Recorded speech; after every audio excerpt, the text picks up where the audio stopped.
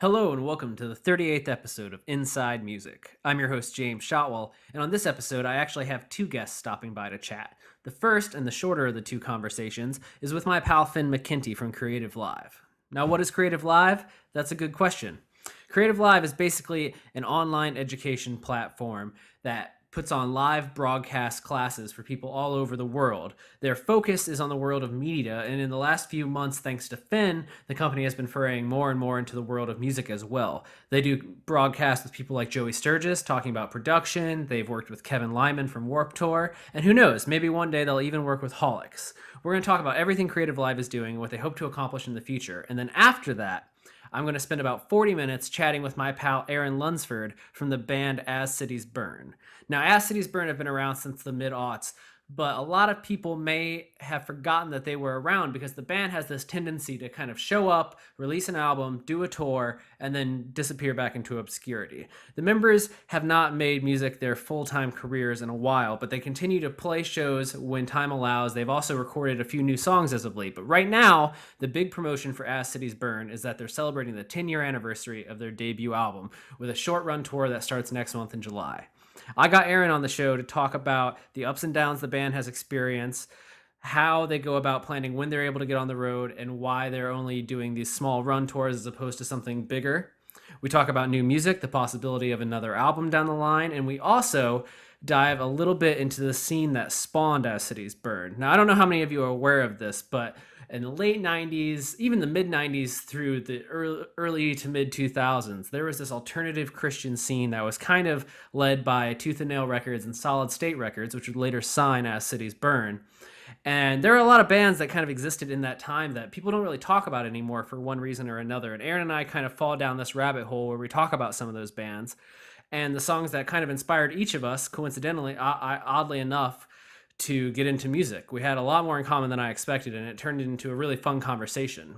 Now, the music you're going to hear in this episode, the song that plays in between this introduction and Finn, as well as between Finn and Aaron, comes from the band Audio Adrenaline. When we get to the conversation with Aaron, you'll hear Aaron and I discuss a song by Audio Adrenaline called Blitz, which they recorded with the ska band, the OC Supertones, back in the 90s. Aaron and I were both big fans of this song back in the day, so I thought it would be fun to throw it into the show here so that when we bring it up in conversation, everyone listening at home will know what we're talking about. As for sponsors, this week, Inside Music is brought to you by Holics, the internet's leading digital promotional distribution company. Whether you're looking to get your name in front of the press or you want a little help fighting piracy, Holics has the tools you need. For more information on Holics and access to a free 30-day trial, visit www.holics.com. That's www.holics.com. Now, I think that's everything I have to cover, but real quick before I go, make sure that if you enjoy the podcast, you go to iTunes and you review us. I know that sounds kind of dumb, or maybe you don't think that it's something that you should have to do, but I cannot express enough how much it helps us. iTunes likes to showcase different podcasts, but it only happens if we have a lot of very positive reviews. So if you subscribe to the show, please review us online. You can also follow us on Twitter at Inside Music Pod. That's at Inside Music POD, where we post updates about guests that we've confirmed, as well as some additional footnotes to the episodes. So yeah, please connect with the show. Please review us. And yeah, I think that covers everything. So I'm going to put on Blitz, and then we'll get to our conversation with Finn. Thanks so much for listening.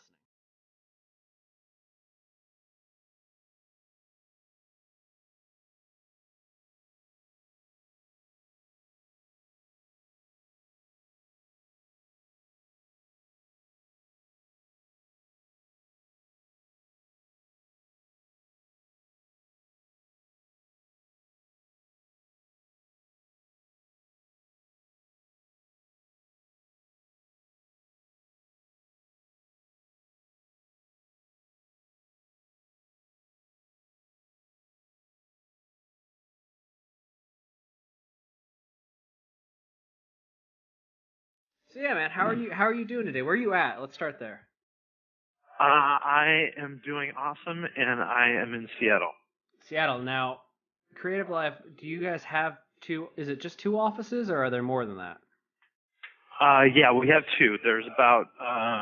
We've got one here in Seattle, one in San Francisco, and pretty much evenly divided between the two. We've got around 50 or 60 people in each office.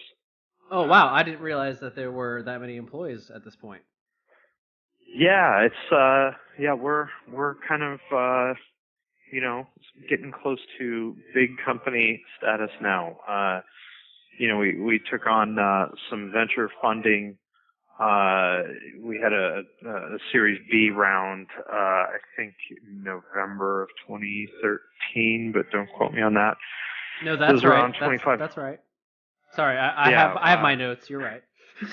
there you go. Yeah, so it was around 25 million from some really A-level people like Greylock and Social Capital, who, if you look those folks up, are really high-level Silicon Valley VC firms, and we're really excited to have them as partners in all this. And a part of the reason that we took on that, them as investors, is to enable us to grow as big and fast as we have to do all the crazy shit that we want to do. We need more people, more hands on deck, and now we have them.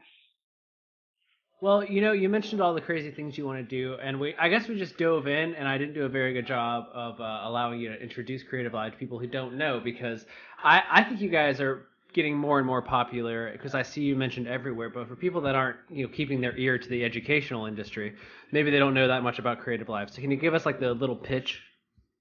Yeah, so the way that I describe CreativeLive is the world's leading online classroom for creative professionals, or people who like creative professionals. We do essentially live streaming video video education, because not everything is live, but yeah, we do video education. So anything that falls under the heading of creativity really is in our purview. We have 6 channels, or maybe it's 5.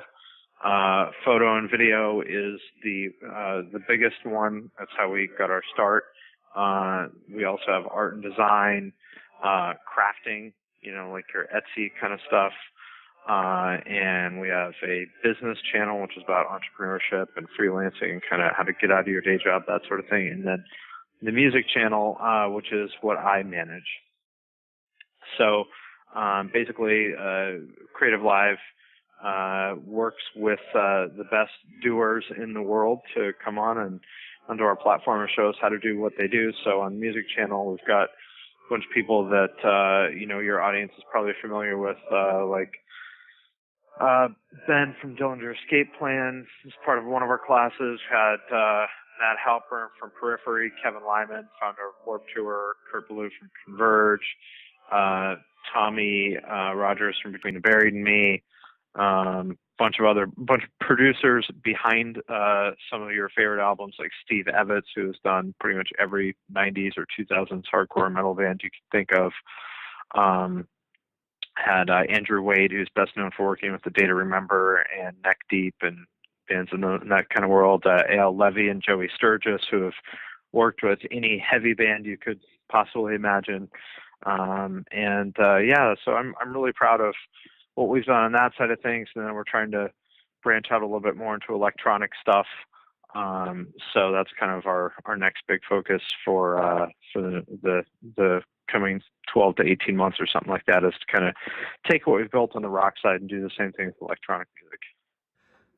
Interesting. Well, let me ask you this. How did you first become aware of CreativeLive, and then how did you get involved? Because you are really spearheading this whole music side of things, so I'm curious what your background is. Yeah, well, I've the 2 founders of CreativeLive are Chase Jarvis and Craig Swanson. I've known Chase since 2001. He's a pretty famous photographer, and I did a lot of marketing work with him back in the day, like a bunch of his old websites and stuff like that ended up winning awards and all that kind of stuff. So we've been working together for a long time. Craig, I have also known for about that long, although not as well. Craig and I built Chase's first blog back in like 2004, 2005. There was this new thing called blogs, and Chase thought that he should have one, and I thought he was crazy because I thought there was no reason why a photographer should have a blog, but turns out Chase was right and I was wrong, and that's why he's the CEO and I'm not. So anyway, we go way back. So I was off doing some other stuff. I did marketing for Abercrombie and Fitch for about 4 years out in Ohio and some other things. Moved back here and joined the CreativeLive team, and then we said, hey, we should think about doing music stuff. And I was like, cool, I got you on that, and then we're off to the races. So as far as my background, that's how I got connected with CreativeLive. My background in music is just kind of that I've been going to shows since about 1989, and all my friends are in bands or work at labels or manage bands or something like that. So it's kind of easy for me to call in some favors with people that I've known over the years, or maybe people that I didn't necessarily know but was around, people like Ben from Dillinger or Mike Mowry, who manages Refused and Silverstein and lots of other bands. I didn't know Mike back in the day, but I knew who he was. So it's like, an easy phone call to make. That's I actually didn't know any of that story about you, so thank you for sharing that with me. I've been watching the content that you've been curating for CreativeLive's music side, and so obviously I had a little bit of curiosity about it because people have been coming to me and asking, well, what we've been trying to do at Holics is obviously we work in digital promotion, but we also have this educational. I get 900 Holics today. That's awesome. That's good to hear. Yeah. Well, thank you for that. Well, it actually is really cool that you guys have really become the de facto standard for, because I also do a lot of music journalism, I guess you'd call it. I've written for Metal Sucks or Million Years and awesome. Substream and Decibel and Terrorizer and a bunch of other magazines and stuff. And so I get a lot of those links. And, that was a tough thing for a long time, is how do you get reviewers this stuff in a way that is, easy for them to consume but cost effective for you to distribute. And that was, there were lots of bad solutions until Holics came along and kind of figured, and in a way that, wouldn't get leaked. And you guys cracked the code on that one, which is pretty cool.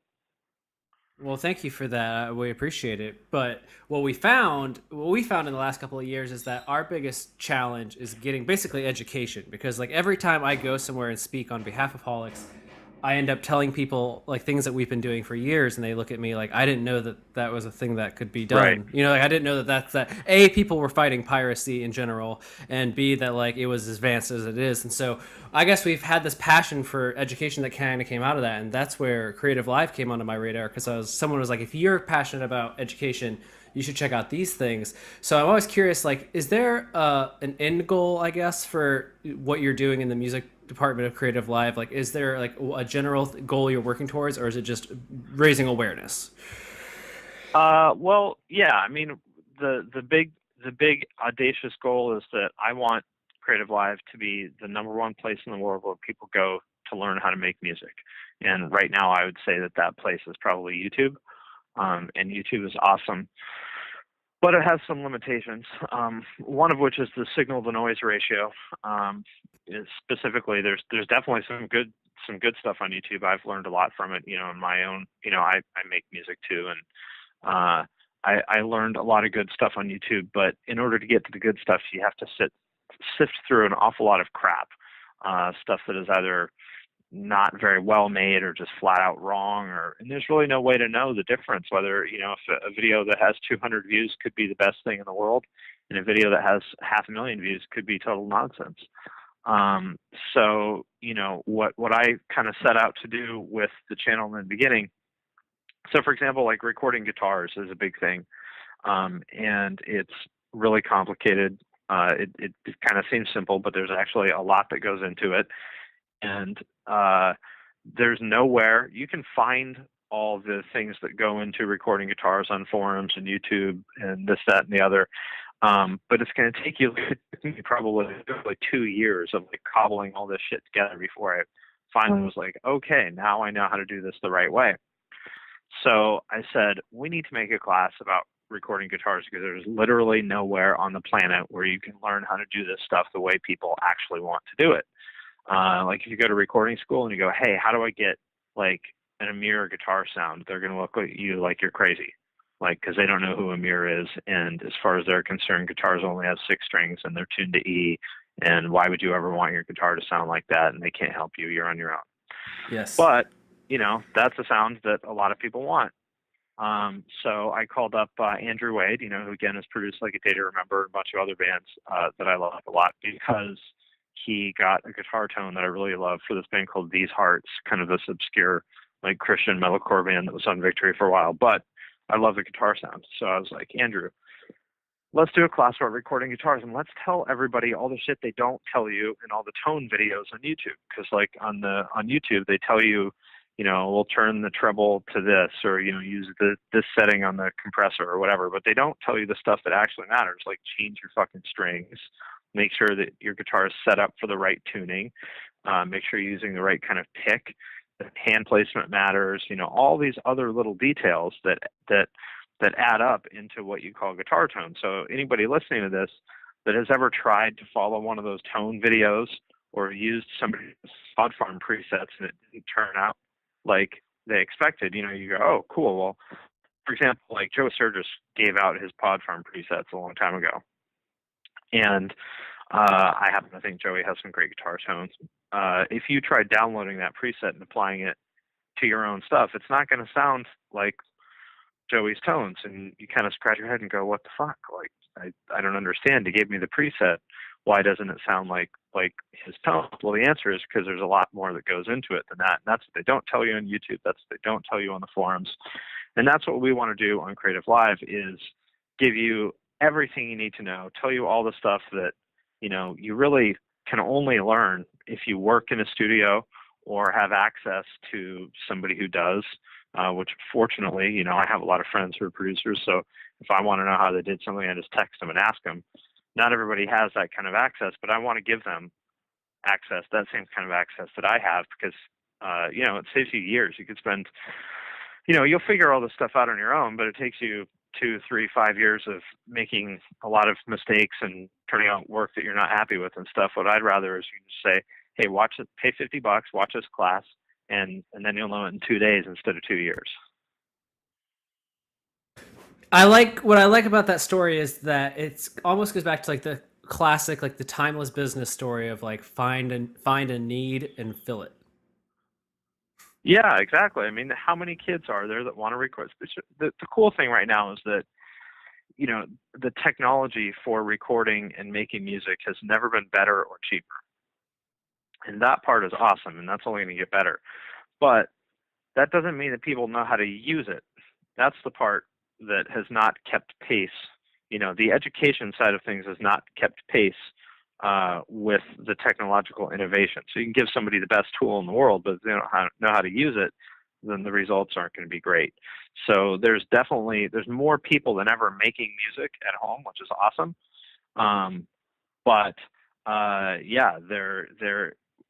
There was and still is a need for them to learn how to use those tools to get the result they want. It's not my job.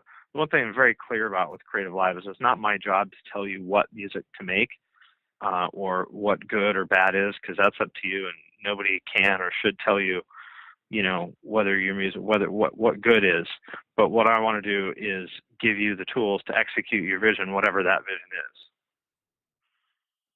And it looks like you guys are doing a fine job of that so far. Do you have any like numbers for how many people have attended your music classes so far, like since you've launched, like in the last year, or any span of time that you can kind of share? I probably should. Yeah, I probably should. I probably should have a cool, like our CEO Chase. He has a cool number that he rattles off, which is that, since we started the company, now people have watched over 1 billion minutes of content on CreativeLive, which is a huge number.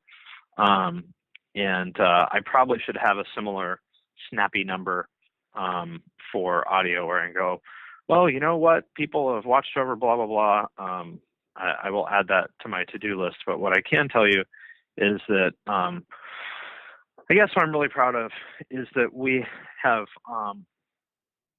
documented, I think, done a pretty comprehensive job of documenting the way that this generation of at least like rock and heavy music is made. You know what I mean?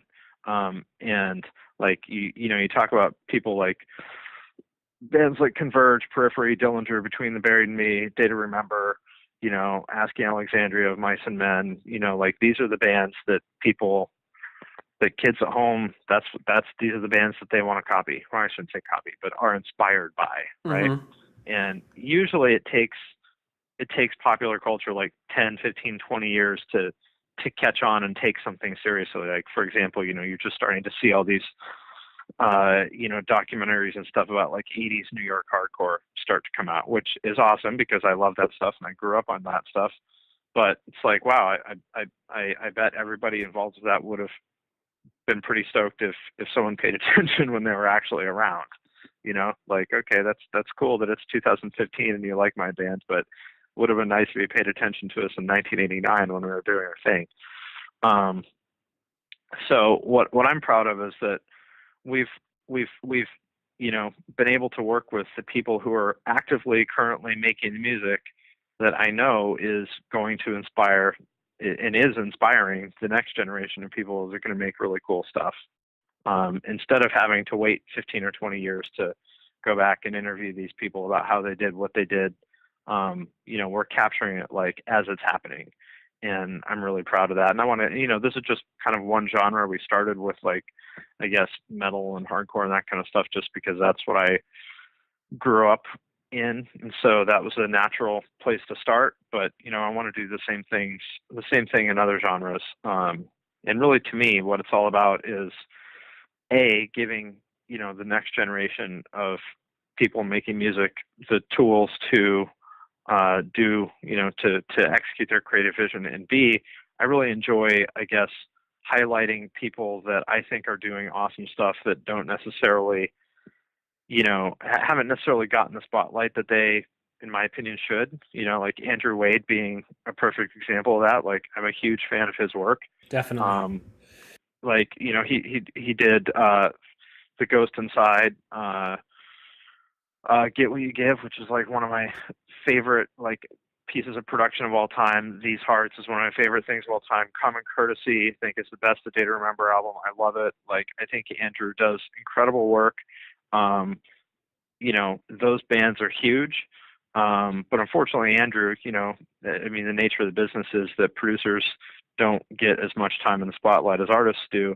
And what I really enjoy doing is championing people who I think are doing awesome work. Andrew is one example of that. Said, hey, you know what? I think Andrew deserves his time in the spotlight. I'm going to do what I can to give it to him. Isn't it great when you find yourself in a position to do that for the people that you admire? Yeah, I love that. Like, it's genuinely really like rewarding to me, and especially with people like him or Jesse Cannon. We did a class with him. Jesse's recorded, I don't know, like so many bands I can't even like think of them, but like the Misfits and Animal Collective and Scarhead and all kinds of random stuff. People who like that, who I am a fan of professionally, like I like their work. And also I'm a fan of personally. Jesse is an awesome guy. I love him. I talk to him all the time.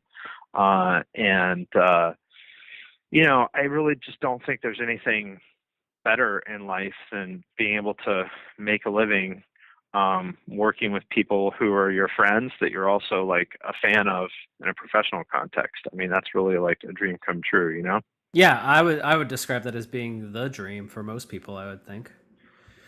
Yeah, it's pretty cool, especially, like people like Jesse. I met Jesse in like 98 at a ASUC show in Long Island. You know what I mean? Like ASUC and VOD or something like that. And I would have never imagined in a million years that in 2015, we would be working together on something that, was like, wow, we're grown-ups. Like, you know what I mean?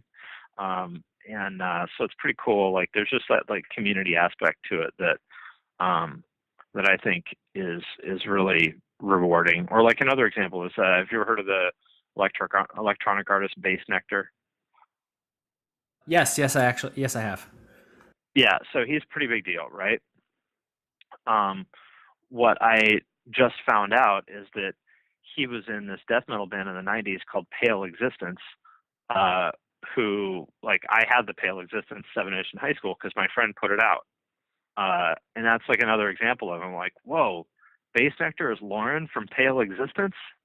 Like, that's amazing. So it's really exciting to me to like see, I guess, just all these common threads come together, sometimes decades Absolutely. later, and for us to be able to, turn that into a company that hopefully, can help and inspire other people to have, to make great work that, goes on to inspire other people and so forth and so on. I don't know. Did that make any sense? Yeah, you want the cycle. I was about to say, I mean, the beautiful thing is that the cycle one day continues, and then in 5 to 10 years, some of the people Exactly. that attend these classes reach out to you, and they ask you to help, and it starts all over again. That's the goal, I would think. Yeah, exactly. Exactly. Just, to me, at the end of the day, it's a community thing. Like, I think of course we're here to run a company, we're here to run a business, and that's job number one. But I think if we, I think if we put the community first, and if we genuinely help the community to make better work and make connections between the community and stuff like that, then I think the profits will follow. So I put the community first, and then if I do my job with the community, then the company will be successful, not the other way around. I couldn't agree more. Well, real quick, I know you touched on this a little earlier, but could you give us a little preview of what you have lined up for, I guess, the summer and into the fall for Creative Live? Like, what should people be looking forward to? Yes. So the next thing I have coming up in July, I think it's July 16th and 17th, Joey Sturgis is coming back to do a mixing masterclass. So he did one before that was kind of about like his engineering and editing process. So everything that happens, up until that class gets you to the point where you're ready to mix. This one picks up where that one left off.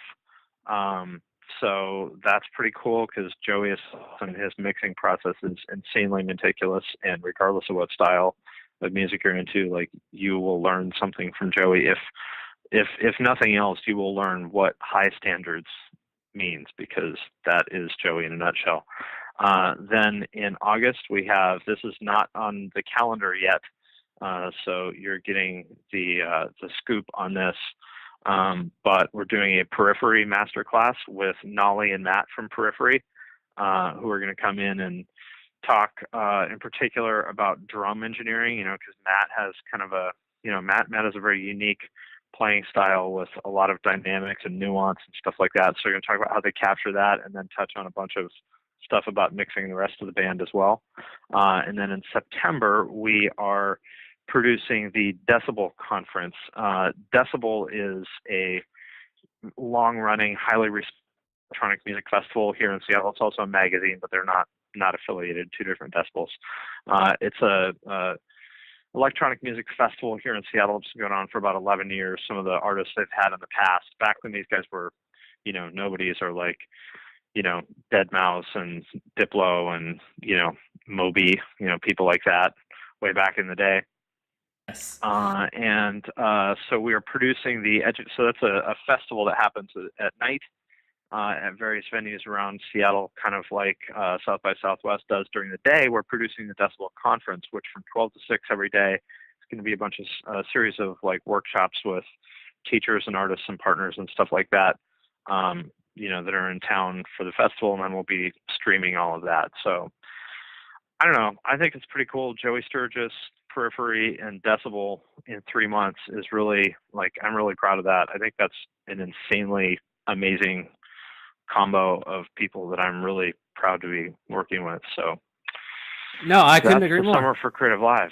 Yeah. That's great. I've interviewed Joey a couple of times. He's an awesome guy to speak with and work with. He's so knowledgeable.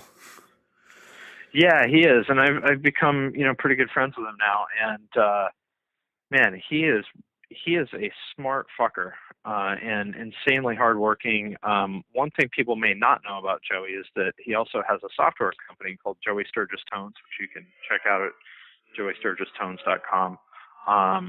And I think that's really cool. Like, he's really starting to branch out into entrepreneurship beyond just like production. And there are not a lot of people who in the recording business who are capable of that.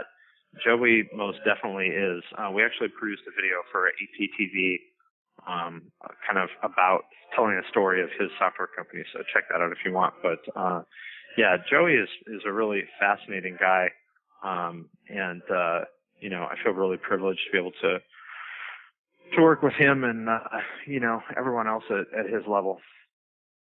Well, I wish you the best of luck, man. I like the way that you are diversifying and you're pulling in more and more genres into what you're doing, and I'm excited to see it continue to grow.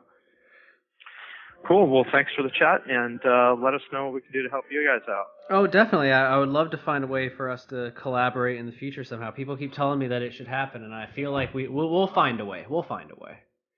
Yeah, we'll make it happen. You know where to find me. All right, Finn. Well, thank you so much for coming on the show. Have a great day. You too. Take care. Yep. Bye. Bye.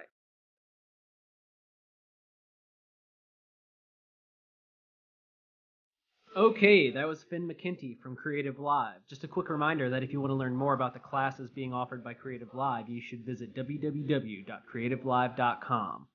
Now we're going to get into our conversation with Aaron Lunsford from As Cities Burn, but I wanted to remind you that As Cities Burn will be embarking on a U.S. tour at the end of July for their debut album, Son, I Loved You in Your Darkest. It's turning 10, and the band is ready to celebrate. If you want to learn more about dates and tickets, please visit ascitiesburn.net. Once again, that's ascitiesburn.net. Okay? Here's our conversation with Aaron.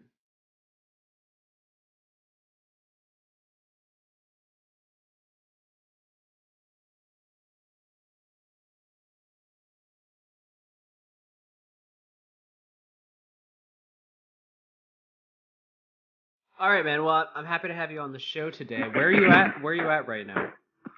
I live in Nashville, Tennessee. Oh, awesome. Okay, so how's the weather in Nashville this time of year? It's been kind of mild so far, unseasonably mild. But it'll heat up, here in the next few weeks, I'm sure. So it got down to it was weird, a couple weeks ago. It was down in the 40s at night, which is not normal for this part of the country. Yeah, it's at this time of the year. There. Yeah. So not too bad though. It's been an interesting time for you guys. I'm a longtime As Cities Burn fan, and it's always kind of fun to see you guys pop back up in the news headlines. And it seems like you've been making headlines this spring. It makes me feel like a little piece of because I remember when you guys first came out, so it's like a little piece of my youth is still alive, still going. So it's weird. We keep going away and then coming back. We broke up. We thought we were breaking up in 2006, and then we didn't. And then we broke up in 2009, and then did a reunion show in 2011. And then we did some more shows, and then we went away for a year, and then we did that Under Oath tour, and now we're back again. So we can't stay down. I don't know. We keep coming up with ideas to do stuff that would be fun. So. No, I love it. I think it's a story that needs to be told properly one day. When it's all said and done, one of you needs to piece together the story of the band properly. Yeah. Well, I'm working on that actually. I wrote a book about the first few years of our band. Actually, when you called, I was working on the second draft on my computer right here. So is that 2002 to 2006, basically? Basically, 2003. I joined the band in 2003. They had another drummer for the first 6-7 months that they were a band down in Baton Rouge. But before they started touring, he quit I don't remember what he quit to do. I think he was supposed to go to college, and then he ended up just joining another band and going on tour a year later. So, but it covers that time period, just between 2003 and releasing and writing "Son, I Loved You at Your Darkest." So part of the story will be told. The rest of it remains to be written. You just write it in chunks, like a Hunger Games or a Twilight series, and then later on you sell them each in chunks. Yeah, to make them into science fiction movies somehow. Exactly. Just one of you needs supernatural powers. A science fiction band movie.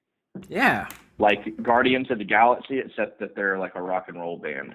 Trying to get their what they really want to do is be a famous band, but they just end up fighting crime. Exactly. Yes, that could be you. You could be that guy to do this. All right, I'll do it. Sounds good. So I was trying to figure out where to begin today. I guess we should start with the 10-year tour, even though there's the new song, but we'll get there. Let's start with the 10-year tour. So how long has this been a thing you guys knew you wanted to do? I don't know. I mean, we didn't even really think about it until like probably March of this year. Oh, wow. I remember thinking last year, like, oh, weird, it's coming up on 10 years since Son of Love You at Your Darkest came out. And we kind of have there's a little bit of a collective feeling of like, you know, it feels kind of lame to do like nostalgia type stuff. Like when we were doing shows, you know, a couple of years ago with Under Oath, like those shows were awesome and insane. But there was just this thing of like, man, we're not doing anything new, you know, like why are we doing this? Is it just rehashing the past, you know? So that was like a negative as far as on the pros and cons list of like whether or not to do a tour like this. But I don't know, we just all got talking through texting or whatever. Like probably somebody made a joke, like Colin made a joke to me about like, so a 10-year tour, huh? And I was like, yeah. I was like, I don't think everybody would want to do it. And then that text just kind of blossomed into like a conversation. And then one day we just pulled the trigger. So, I mean, that's how it came about. It wasn't like this plan we've had for a year or two, like, okay, we're definitely doing the 10-year tour, you know? But I see like all these other bands that I love, like Pedro the Lion and Jimmy Eat World and shoot, who else? I don't know. Did Taking Back Sunday do a 10-year tour? They for definitely any of their did. Records? Yeah. So like I look at all these bands that I love and I think are really cool, you know? Like Jimmy Eat World is like one of my favorite bands of all time. And they did a Clarity 10-year. They did a Bleed American 10-year. I think they did a Futures 10-year. And so I'm like, yo, it's not lame, you know? Like if these guys are doing it, it's not lame. It's just fun. Maybe they just see the value in it and they know that fans are into it. Like fans don't actually, or majority of fans aren't going to think, oh, that's super lame that Jimmy Eat World's doing a Bleed American 10-year tour. No, everybody was stoked about it, you know? So I started to look at it from that perspective of like, if we do this, it can be fun and it'll be cool. So. Well, I think it is. So congratulations. Well accomplished. Right on. Now, did you know, okay, so the tour comes up and then did you decide as a band who you wanted to join you? Because you have a fantastic supporting lineup on this tour. Yeah. Oh, like getting the other bands together. Yeah. And Marine Listener. Yeah. We had no idea. It's one of those things where we're like, who's still a band? Who are we friends with? Or should we take out like new bands that we don't know? Or should we try to take old bands from like back when we were touring? The Emery thing was kind of weird. Like whenever you're booking a tour, you get your agent, like we have a booking agent, and they send out like an email saying, hey, As Cities Burn, they're going on tour. They're accepting submissions to see who would want to go out and, you know, open the tour. And so I saw the submissions list and I saw Emery on there. And I mean, Emery was like way bigger than As Cities Burn.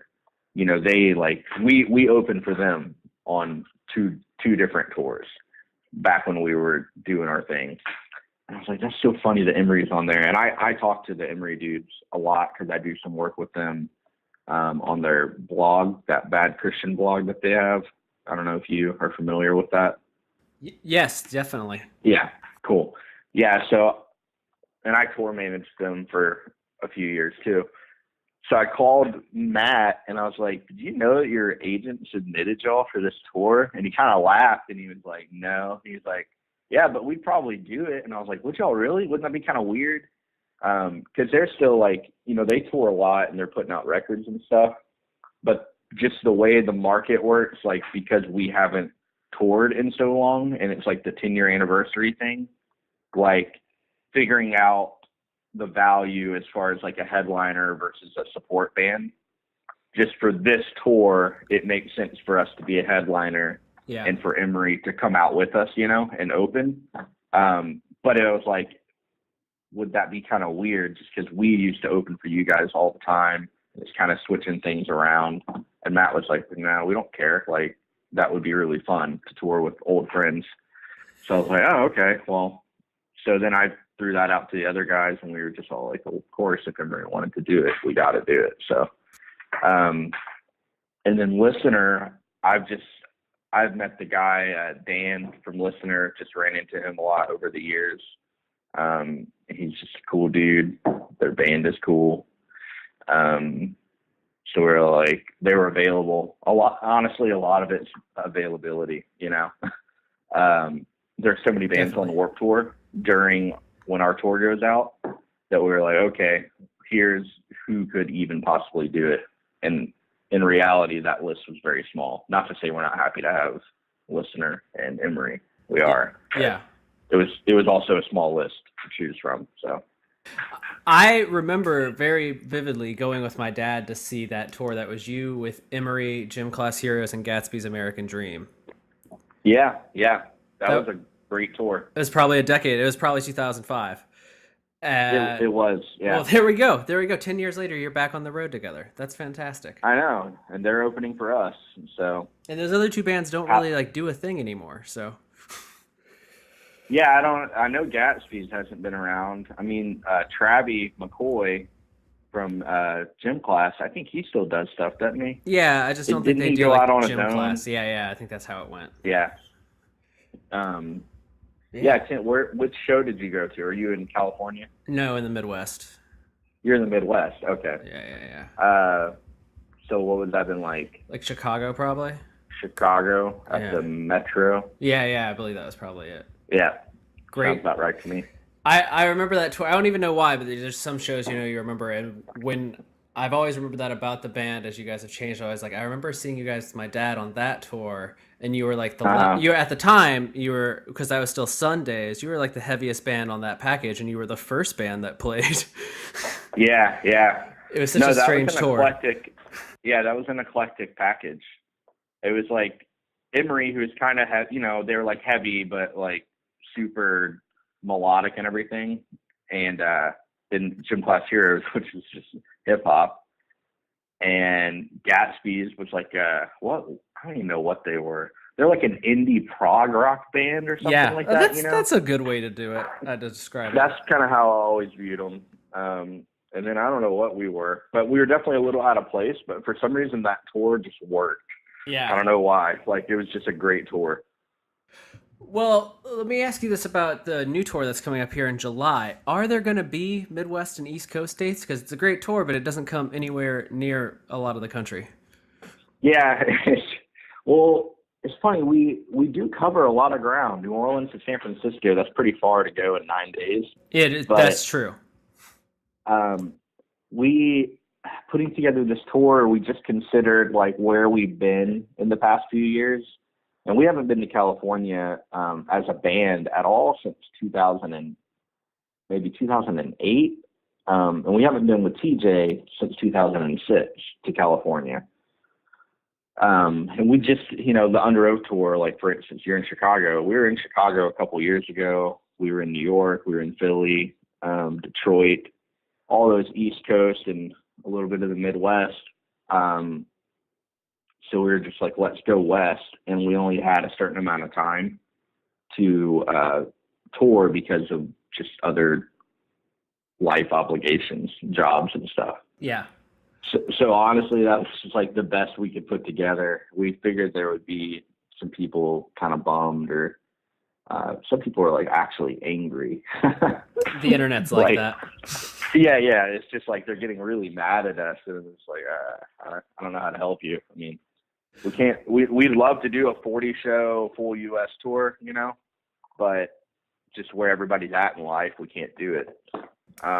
We've talked about adding a couple more dates on this side of the country. I don't know if. I think it's pretty unlikely that we're going to make it up north or Midwest, like where you are. Yeah. Maybe a couple more southern dates. We'll see. But Oh, if that happens, that'll come up pretty soon, and we would announce relatively soon. So. well, I don't think a lot of people take into consideration like where you're at as a band because there are so many. Like a band can be so many different things today, and you guys are very much not atypical. Like we're gonna tour 100 days a year band. Like you're gonna tour 10 days Yeah. this year. Exactly. I mean, we used to tour 250 days a year, you know? I don't know what full-time bands tour nowadays. I don't know if there's still bands that do that, but yeah, 100 shows a year, that's a lot of shows, you know? Can you imagine getting back to that point now? Well, for 100 shows, Yeah. I can, but I'm still kind of, you know, working at playing music for a living, like here in Nashville and stuff. So you could even say that's like a goal of mine. Like I like being on the road and maybe not for 7 weeks at a time. And that's just how hardcore and indie bands tour. They go out for a long time, you know? Like in Nashville, they do the country schedule, which is like they go out on the weekend and then everybody's home. So everybody lives in Nashville, like all the people in the band, all the crew. So they just meet up at a bus on a Thursday night. They head out, they go do their shows for the weekend, then they come back on Sunday, you know? But they do that every weekend from, you know, March through October. So it ends up being like 70 to 100 shows a year, but you're home, you know, at least a few days a week. So yeah, I don't know if I could go back to the actual grind of a full-time schedule like we used to do, but it was also, we probably toured too much. It probably burnt us out a little bit, you know? Oh yeah, that's completely understandable. Yeah, we might have stayed a band for longer if we had been more selective, I think. So. Well, let's talk about the new song a little bit because it's been a week since you wrote like the greatest blog I've read this month. But so the band has a new single. Anyone listening to this, if you don't know, there's a new As Cities Burn song, Prince of Planet Earth, but we can just call it Pope for short. Yeah. And not everyone has been happy about it. And Aaron wrote an amazing blog on it that we don't have to like get into necessarily. But yeah, I don't even know where to start. Let's start here. Is this the only? We can get into it. I don't care. Is this the only new song that you guys have recorded right now? No, we have one more. Okay. I mentioned that, I think, on the blog.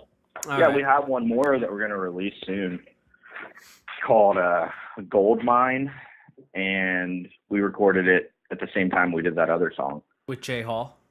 With Jay Hall, yeah.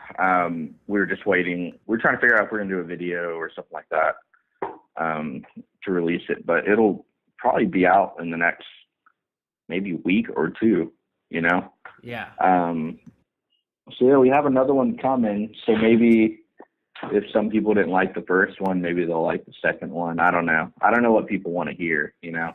Yeah, I thought it was so funny to see the way people were reacting. You highlighted some things in your blog, but I remember the last time As Cities Burn changed the sound, and everyone was like, "What the hell is this?" So it's funny to see you almost go back in a way because it's this new song. I think is a culmination of all the records kind of thrown together in a weird way. But there are some people who are just some people are just like, no, they abandoned the last two albums and try to do the old stuff again. I don't know. It's weird to see how people are reacting. So what's it been like for you?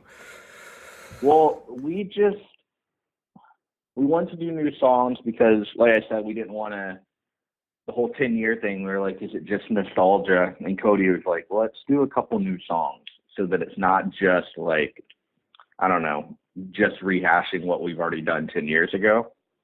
And we were like, well, we're going to do them with TJ, so how do we figure out how to write heavy music again that we'll like? And that's what we came up with. So I don't know, like, the process was just, you know, Cody came up with some guitar ideas and was demoing stuff out, and then we just started building the drums around it, and we didn't know where it was going to go vocally really until we got into the studio, but we knew TJ would do his thing. We just wanted to, I don't know, like our last record, Hell or High Water, had some pretty chill songs on it, you know, almost like, a couple were almost like Americana, like, or indie rock or whatever. we're like, well, we don't want to do that for this tour. How do we keep in the spirit of what we're doing right now? And so we just tried to ramp it up a little bit. But it's funny. I think a lot of the fans that were super into Come Now Sleep in Hell or High Water, like they obviously didn't want to go back to that kind of heavy sound. So I think they're the ones that are bummed probably the most. I think people who liked the first record, I don't know, we've got a lot of good response from it, you know. It's just the negative tends to be louder. For me anyway, I have a hard time staying off the internet and reading what people are saying. Understandable. Yeah. Well, the reason I say that I think it feels like a culmination is because I think that there are some, I don't know, for lack of a better word, a groove that's on like Hell or High Water on some of those songs that is in this new material that you don't really find on the first album. Yeah. Well, it's, you know, I would like to say that we're like just better songwriters now, you know? So looking back on that first album, it was just like we'd play a part, then we'd play another part, and then we'd stop, and then we'd just start playing another part, you know?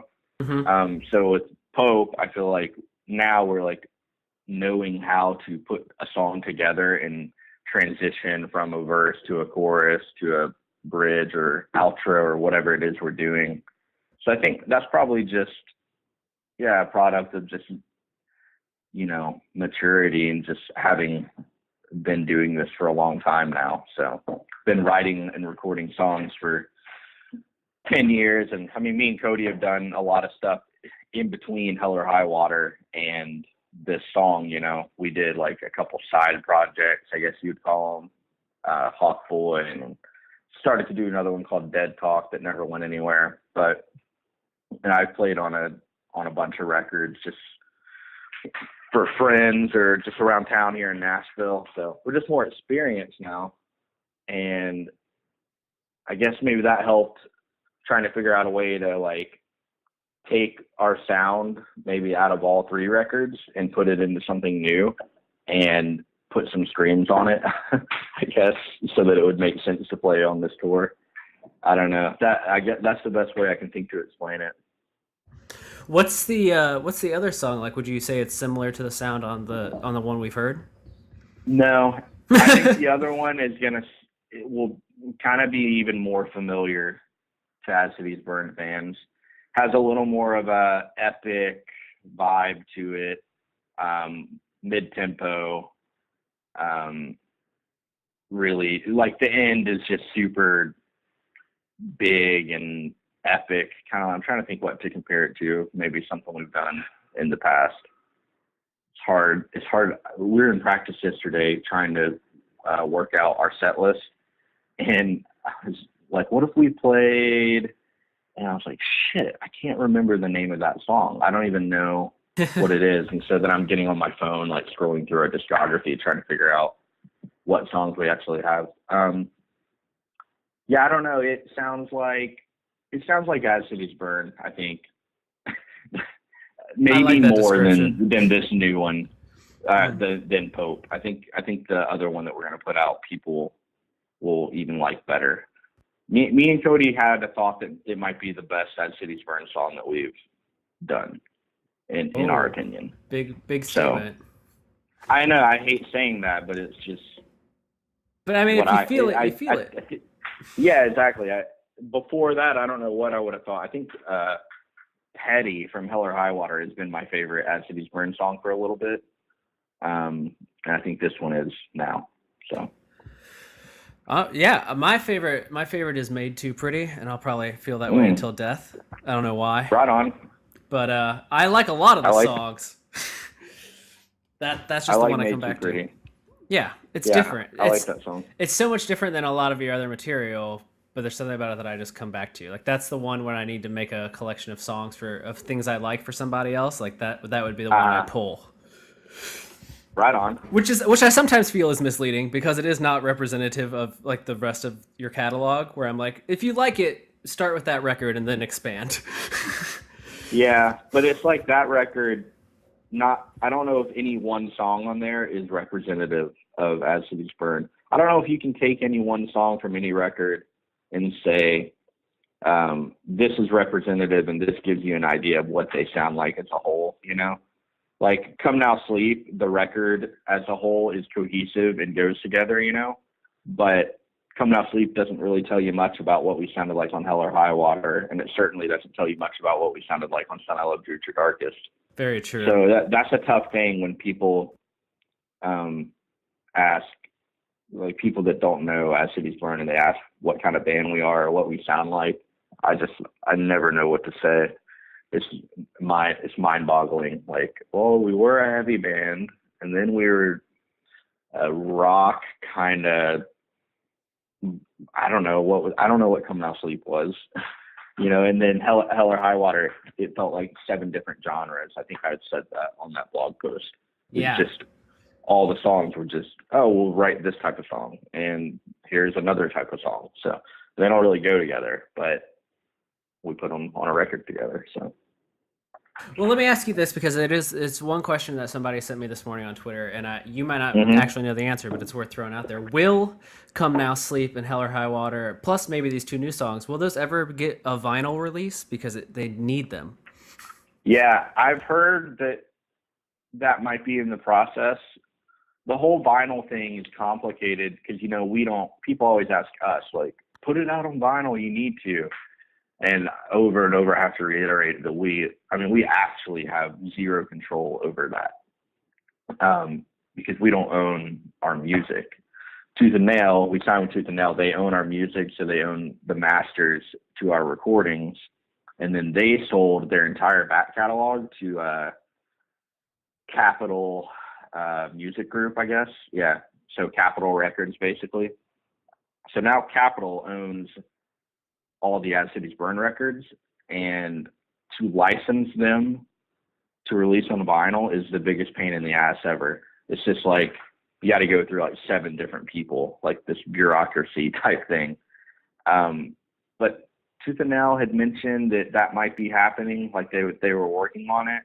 And then there was another label that was trying to get Hell or High Water, Broken Circles Records, which was trying to get Hell or High Water to do a vinyl release. So I think it will happen, but I don't know when. And it's not something we're working on, so it's totally out of our control. Like, yeah. I don't even know what the art will be or what. I don't know. The Sun I Loved You at Your Darkest vinyl, like, we didn't have any control over the color of the vinyl or when it was coming out. We just heard, like, hey, I got an email from somebody at Tooth and Nail the day it went on sale, like, hey, these are on sale. And I'm like, are you kidding me? Like, just out of nowhere? And so then I posted about them on our Facebook, and they sold out in like an hour. Wow. So, yeah. And people were pissed. They were like, why didn't you all promote this? I would have made sure to be ready to buy it. And I'm like, well, we just found out. I'm sorry. You know? I found out when y'all did, basically. So. Yeah, I figured that was going to be your answer. I had this conversation with somebody else recently, but I feel like there's this whole era of Tooth and Nail that is, like, right now there's all this nostalgia for, like, the early aughts, but because of how that Tooth and Nail deal went, there's all these bands and records from that time that have kind of been, I don't know, not necessarily lost in the shuffle, but, like, the chance that they'll ever get, like, another chance in the spotlight is pretty low because it's just, like, who owns them? Who has them? Yeah. Well, it's, like, you know, Capitol, I don't know if they have anybody there that even knows what they have, you know, exactly. Or understands that there's a fan base that wants it. So that's why you got to get somebody like Broken Circles, or now, like, there's a guy at Tooth and Nail that's like, hey, I want to get Come Now Sleep, you know, pressed on vinyl. Just kind of funny because Tooth and Nail sold it to them, and now it, you know, they're like, well, it'd be cool if we could press that on vinyl. And so they got to figure out and go get it back from them to license it. But yeah, there's a ton of records and vinyls are selling these days. Like I said, like the Sun I Loved You at Your Darkest vinyl, it sold like 500 copies in like an hour or two, you know, and then they did a second pressing the next day that went on sale, and those sold out in like the same amount of time. So there's a demand for them, but labels aren't taking advantage of it. I don't know. I don't really understand it's red the tape behind the scenes of it. Yeah, exactly. Yeah. I mean, even I feel bad about it but they're like, like, the early Showbread records, and there's that. Used to love the band Calibretto so much that was on Tooth and Nail, and those I just feel like those bands, Yeah. some of those bands and albums are just lost to time because Man, they. how old are you? 27. You're 27 and you like Calibretto 13? I've seen Calibretto 13 56 times when I was younger. Are you Like I used to what? follow them around. I don't know anyone else that remembers that group, but I loved Calibretto. Oh my God. I mean, I saw them play. I went to high school in Arkansas, Little Rock, Okay. and we would drive to Springfield, Missouri to see shows sometimes. All right. If they weren't coming from Little Rock, and we drove up to see Slick Shoes and Calibretto 13 and maybe Ace Troubleshooter. I can't remember. Oh, great and tour. yeah, but I mean, we hated Calibretto 13. They're such a weird band. I know. It might have been like, no, I think that sounds about right. I think Ace Troubleshooter was on that because that was the main reason we went. That would make Either sense. them or Slick Shoes. We like Slick Shoes a lot, but yeah. You saw them 56 times? Yeah. So when I was younger, I used to help run a venue in Michigan when I was growing up, and they would come through. We'd book them probably 10 times a year, and then I would see them at festivals, and they would play with my friends because we were in that Michigan, God. Indiana, Chicago area. So yeah, over like between their first album and that last record they did with Tooth and Nail, I definitely saw them at least 50 times. It was a pretty big thing. That's insane. Yeah, and now no one knows who they are. They're just lost to time. I remember them. Yes, thank you. I remember that I hated them, but it used to be I would see them and that band Mercury Radio Theater. They would tour together all the time. I remember that band. Yeah. But Ace Troubleshooter is another band where it's like they had those great Tooth and Nail records, and now I just feel like they're lost to time because they're on a catalog that someone else owns where they don't even know that band was a thing that people cared about. Exactly. Well, what's really weird about coming up, in that time period, and I grew up in high school as like a Tooth and Nail kid, Exactly. I have a Craig's Brother tattoo Awesome. on my arm. Yeah. And like Craig's Brother Lost at Sea is like a top 5 album for me, like in my life. Like next to things like the Beatles and stuff like that, that's how much I loved it. And so I grew up listening to all those bands, and like in Little Rock, like Living Sacrifice, they were a really big deal because they were from there. Yes, definitely. But what's funny is when we got signed to Tooth and Nail, that was like a dream come true. But we got signed to Tooth and Nail, and then our record came out and we started selling records. And at that time, all of the Tooth and Nail bands, we were all selling more records than all those bands that came before us for the most part, except for the really big ones, Yeah. like MXPX and stuff like that. Obviously. Yeah. But like I remember looking at the SoundScan reports for like all the Tooth and Nail records, like to see what they'd sold.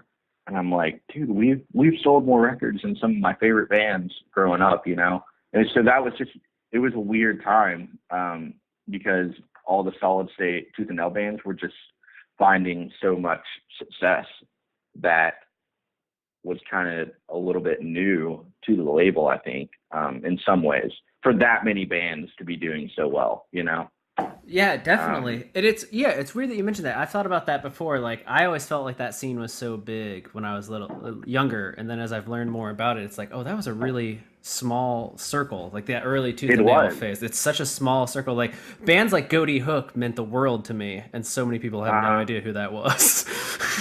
Oh yeah, my first show I ever went to was Goaty Hook and Fillmore at Vino's in Little Rock, Arkansas. Amazing. And I was 15 or 16, and my mom, like, I'd been wanting to go to Vino's. I don't know if you know what that is, but it was a pizza brew pub place, and just this great venue in Little Rock, but kind of rough, or seemingly kind of rough to like parents maybe.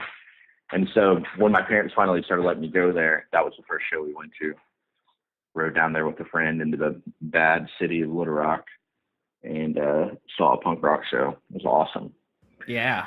That band used to be so good. Their shows are so much fun. Mm-hmm. Yeah.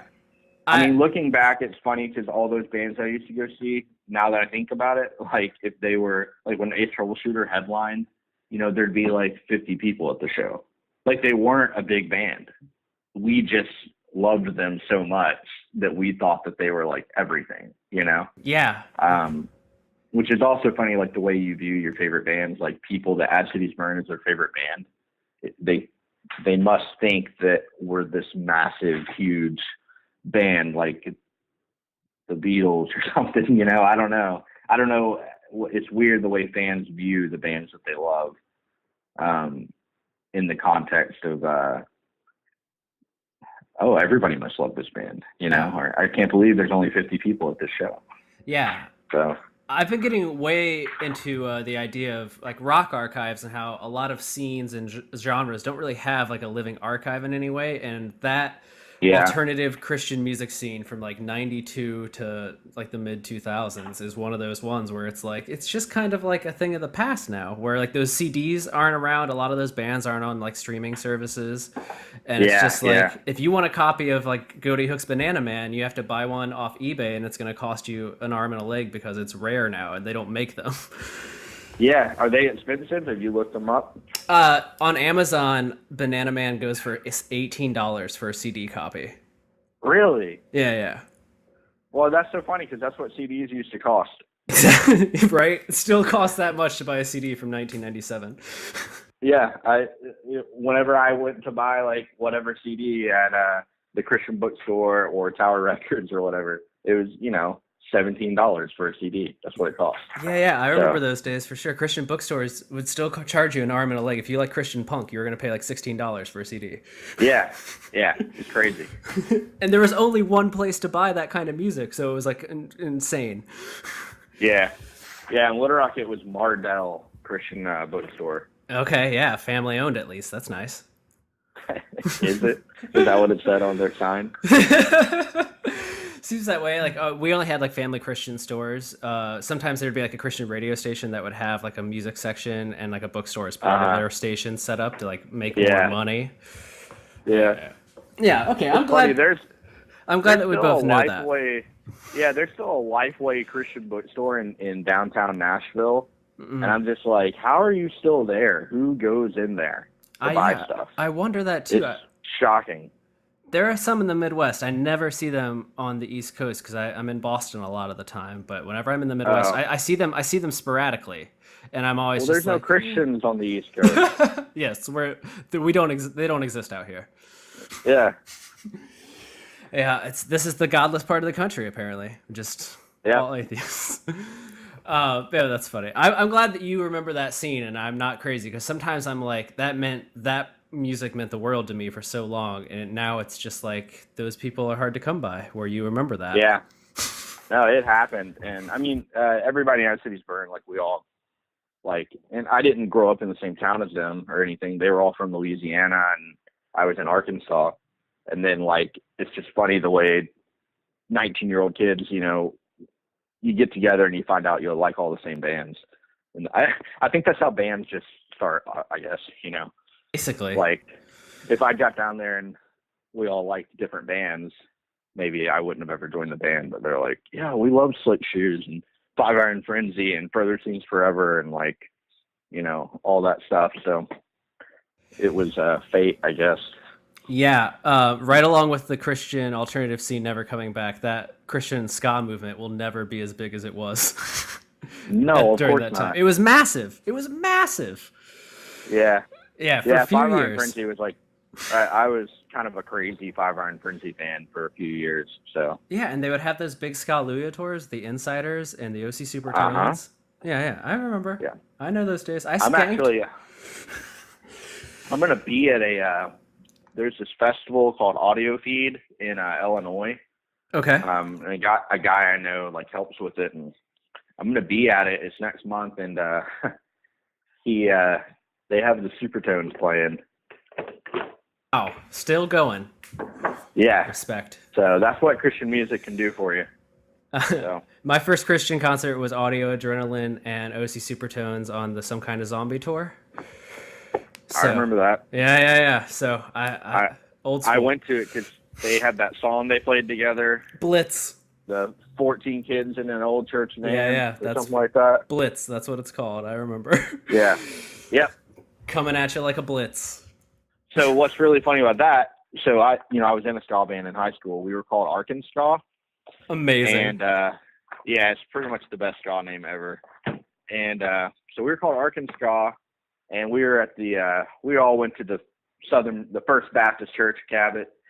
And then there was this other band called Green Olive Tree, and they went to Mount Carmel Baptist, and they were kind of like they weren't heavy. They were like alternative rock. They were like the Audio Adrenaline or Smashing Pumpkins, kind of darker, wore black at their shows. So there was this kind of rivalry or whatever. I mean, they were actually good. We weren't good. We only played covers. We never even wrote a ska song. We just played Supertone songs.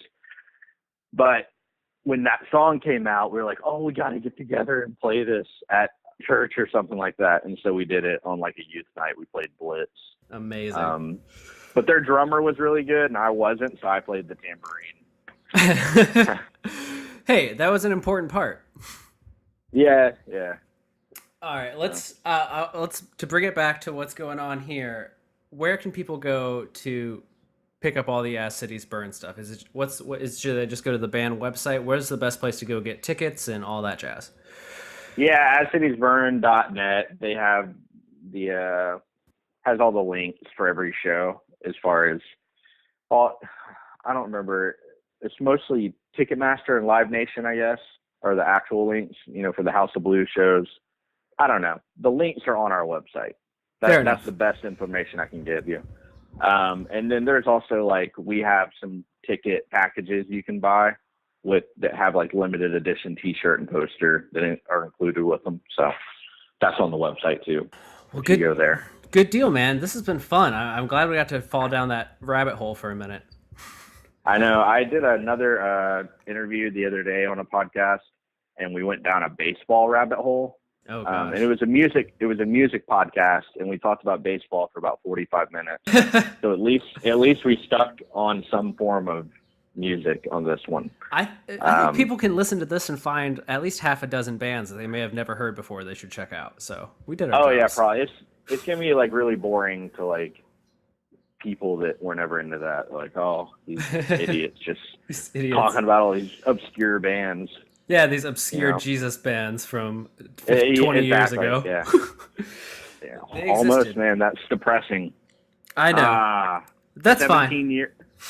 So if I was 15 years old when I started listening to all that stuff, yeah, that was 17 years ago. Yeah. Gosh. I know. We've already become those people who are talking about things that might be older than the people listening to the podcast. Exactly. That's crazy. Okay. Well, now that we've depressed each other, we should probably wrap things up. Right on. So the new song's out. People can hear it. The tour is happening. It starts at the end of July, so there's still some time to grab tickets. Yeah. What else? Where should people follow your blog? You got anything else going on you want people to check out? They should be aware of. Yeah, if they want to go get pissed off and read my blog, they can. That's AaronLunsford.com. I got that book coming out later this summer, but I don't have a title for it, so I might have to come back on and talk about that when it actually comes out. Yes. Or something like that. Okay. I'm working on getting that finished, and but it should be out before the tour, so I think people that like As Cities Burn should find it interesting. So, have you kicked around any titles like "Son, I Loved You at Your Earliest"? No. That's bad. That's so bad. It was the first one that rolled off to my brain. I was like, let's pun it up somehow. No, I have no title ideas. It's awful. So I'm not good at titles. I'm not good at song titles. I'm not good at band names. Anything short like that needs to be short and catchy, I'm not good at. All I can do is ramble and rant, and piss Christian kids off, I guess. I don't know. All right, man. Well, I'm sure, I don't know if I'll get to come out to this tour, but I wish you the best of luck. I can't wait to hear the other new song. That's got me certainly curious. Yeah, man. Yeah. And I hope, let me know when I'm sure I'll hear about the book through your guys' people, but I definitely want to read it. That's curious. That's interesting to me. And thanks for coming on the show and talking about all this stuff with me. It's been fun. Of course. Thanks for having me. All right. Yeah. Well, then we're good, man. You're all set. You're free. You're free to enjoy your life for the rest of the day. Okay. All right. Yeah, dude. Have a good day.